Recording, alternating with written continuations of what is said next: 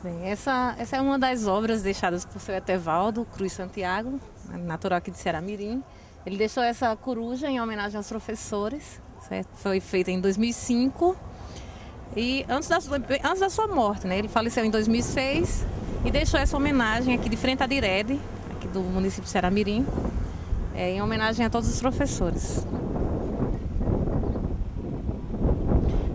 A escultura é feita em concreto armado, né? O seu Etevaldo trabalhava com barro e também trabalhava com concreto.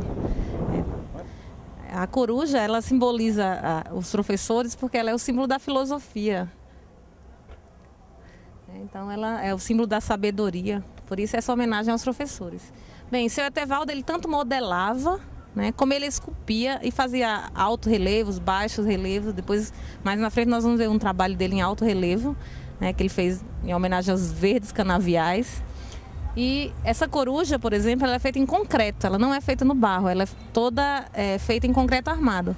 Ele fazia uma estrutura de ferro e em seguida ia moldando com o cimento, o concreto armado, e depois ele fazia o entalhe, dava o acabamento com o entalhe. Por isso ele esculpia, ele modelava e esculpia. Pronto, essa é outra escultura de seu Etevaldo, deixada aqui em Ceará-Mirim, ao lado da igreja de Nossa Senhora da Conceição.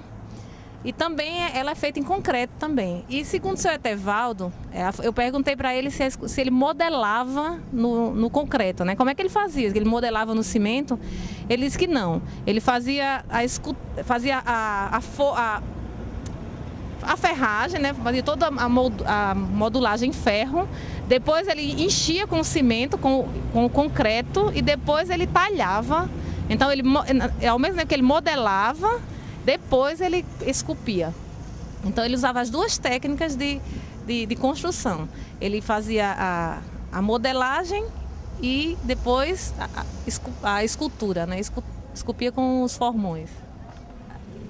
Estamos aqui de frente a um painel feito por seu Etevaldo, né?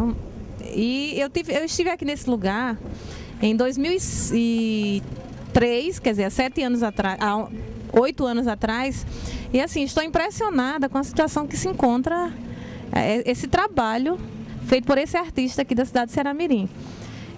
Seu Etevaldo explicava que existia 2 tipos de relevo, né, de trabalho em relevo, o alto relevo e o baixo relevo.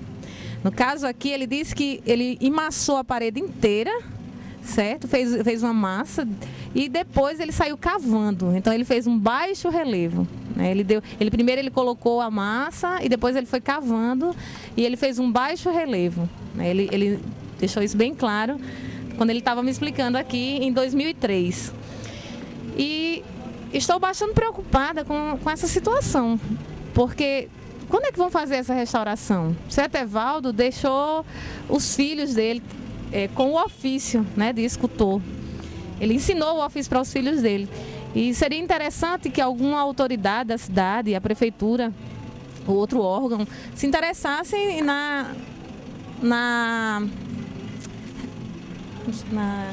restauração desse... interessante, né, Sueli, que é um painel, né, que tem uma característica, primeiro que é uma arte mural, né, é uma característica de um tipo de arte muito presente no século XX, né, e que tem uma característica social bastante significativa, que é a história do processo de produção da cana-de-açúcar, né? Que Ceará-Mirim é uma cidade que está reconhecida na história como um centro de produção do açúcar, né? Quer dizer, o açúcar faz parte da história de Ceará-Mirim, né?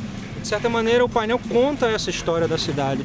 Quer dizer, e de repente você vê que o painel está entregue, a prefeitura não tem o interesse de repente restaurar essa obra, né? Isso mostra o descaso realmente que o poder público muitas vezes tem diante de um elemento tão importante da cultura da cidade, que é a arte, né? Esse é um documento histórico, né? É um documento, é uma parte da cidade que está aqui retratado, que está aqui materializado, né? Mesmo que esse processo de colheita da cana-de-açúcar não aconteça dessa forma, mas aqui a gente tem um documento palpável.